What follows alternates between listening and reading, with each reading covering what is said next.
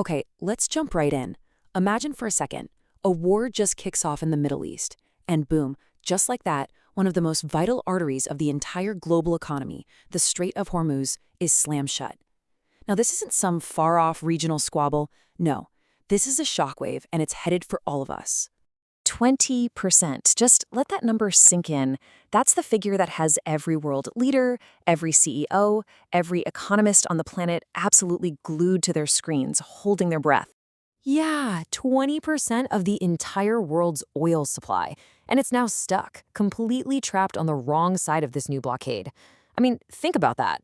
We're talking about the very lifeblood of our industries, how we get around, basically our entire modern way of life. And suddenly, it's all up in the air.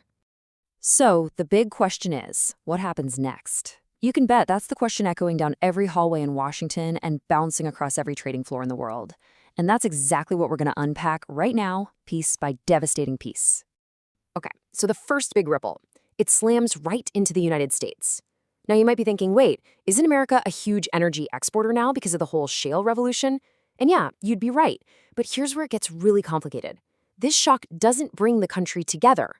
Instead, it pretty much tears the economy in two. See, America's big weakness here isn't a shortage of energy, it's the massive division a shock like this creates inside its own borders.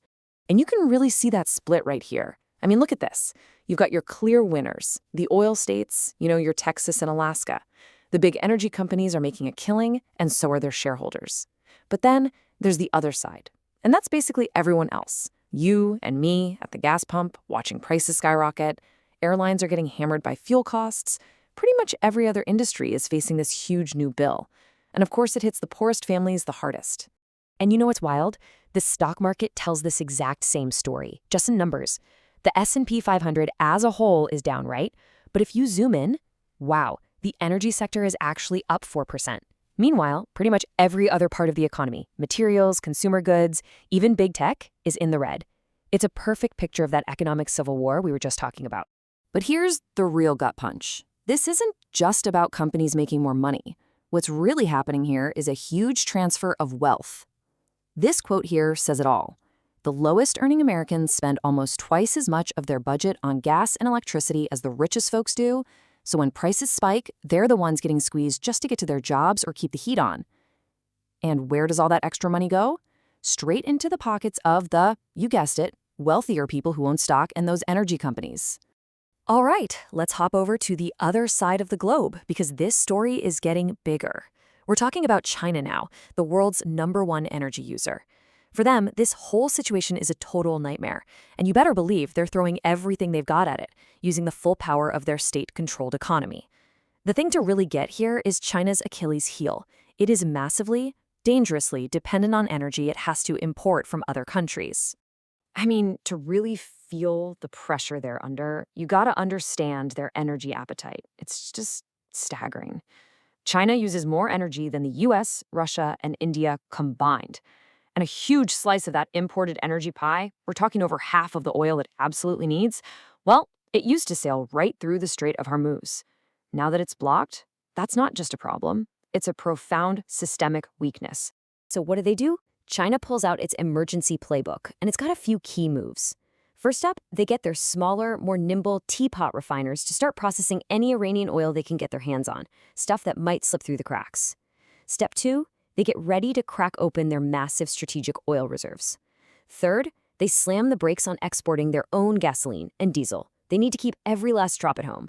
And finally, they use their government pricing controls to protect their own people from the insane price spikes happening everywhere else.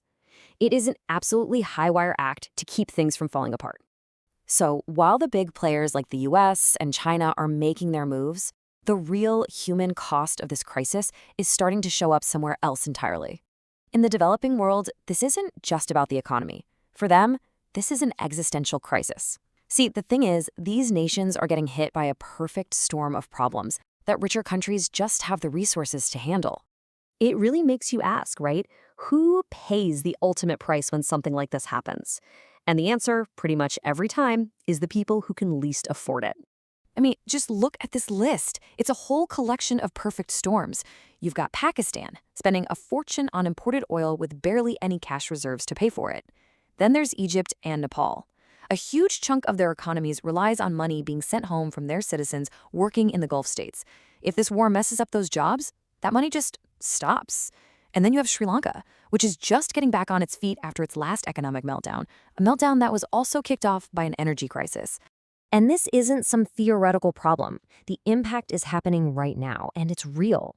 In Sri Lanka, they're literally asking businesses to close on Wednesdays just to save fuel. Think about that. That's not just a statistic. That's millions of people losing a day's pay.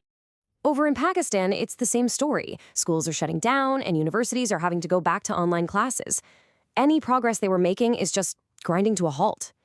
Countries are being forced to make these awful choices, sacrificing their future, education, economic growth, all in a desperate scramble to find enough energy to keep the lights on. Okay, so we've talked about oil prices, we've talked about how different countries are coping, but here's where the story takes a sharp turn. Because the real danger, the big twist here, it has almost nothing to do with oil. Yeah, really. If you've been thinking this is just another oil crisis, you've been missing the bigger picture. And frankly, it's a much scarier picture. That little sliver of water, the Strait of Hormuz, is a bottleneck for so much more than just oil tankers.